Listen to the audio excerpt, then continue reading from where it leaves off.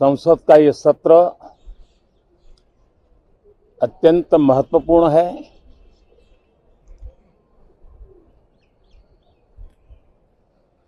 देश आजादी के अमृत महोत्सव मना रहा है। हिंदुस्तान में चारों दिशाओं में से इस आजादी के अमृत महोत्सव के निमित्त रचनात्मक, सकारात्मक, जनहित के लिए, राष्ट्रहित के लिए सामान्य नागरिक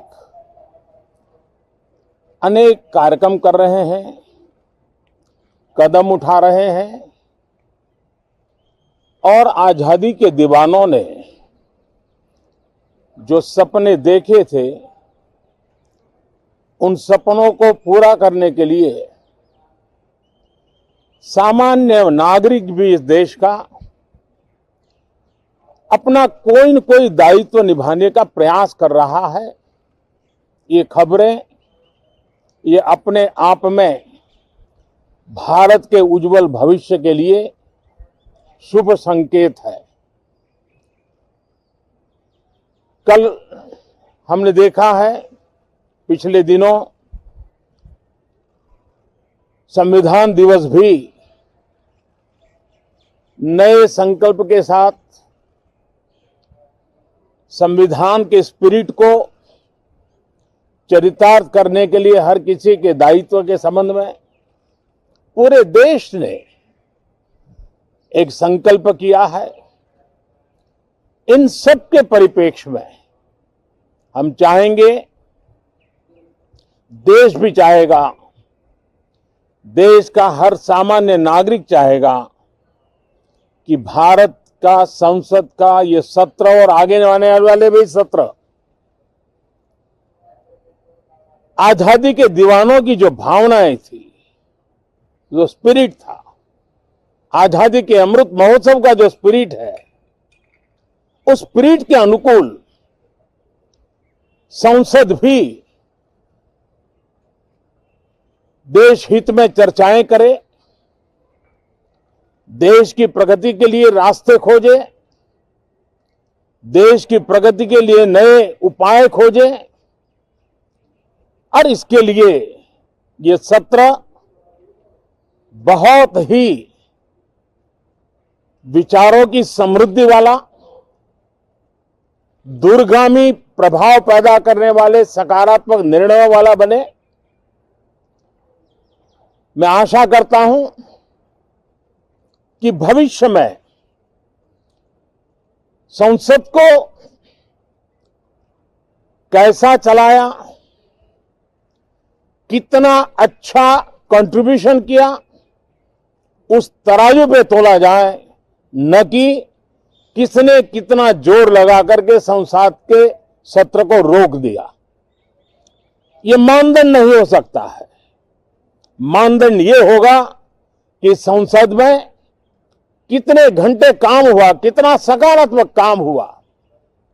हम चाहते हैं सरकार हर विषय पर चर्चा करने के लिए तैयार है, खुली चर्चा करने के लिए तैयार है। सरकार हर सवाल का जवाब देने के लिए तैयार है और आजादी के अमृत महोत्सव में हम ये भी चाहेंगे कि संसद में सवाल भी हो, संसद में शांति भी हो। हम चाहते हैं संसद में सरकार के खिलाफ, सरकार की नीतियों के खिलाफ जितनी आवाज प्रखर होनी चाहिए हो, लेकिन संसद की गरिमा,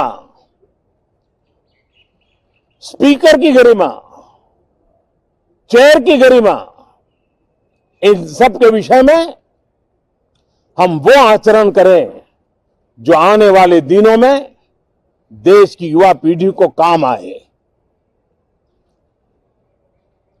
पिछले सत्र के बाद कोरोना की विकट परिस्थिति में भी देश ने 100 करोड़ से अधिक डोजेज कोरोना वैक्सीन और अब हम 150 करोड़ की तरफ तेजी से आगे बढ़ रहे हैं। नए वेरिएंट की खबरें भी हमें और सतर्क करती हैं और सजग करती हैं। मैं संसद के सभी साथियों को भी सतर्क रहने के लिए प्रार्थना करता हूं। आप सभी साथियों को भी सतर्क रहने के लिए प्रार्थना करता हूं, क्योंकि आप सबका उत्तम स्वास्थ्य, देशवासियों का उत्तम स्वास्थ्य ऐसी संकट की घड़ी में हमारी प्राथमिकता है। देश के 80 करोड़ से अधिक नागरिकों को इस कोरोना काल के संकट के में और अधिक तकलीफ न हो, इसलिए प्रधानमंत्री गरीब कल्याण योजना से अनाज मुफ्त में देने की योजना चल रही है। अब इसे मार्च 2022 तक समय आगे कर दिया गया है। करीब 2,60,000 करोड़ रुपए की लागत से 80 करोड़ से अधिक देशवासियों को गरीब के घर का चूल्हा जलता रहे, इसकी चिंता की गई है। मैं आशा करता हूं कि इस सत्र में देश हित के निर्णय हम तेजी से करें, मिलजुल करके करें, सामान्य मानवी की आशा अपेक्षाओं को पूर्ण करने वाले करें, ऐसी मेरी अपेक्षा है। बहुत बहुत धन्यवाद।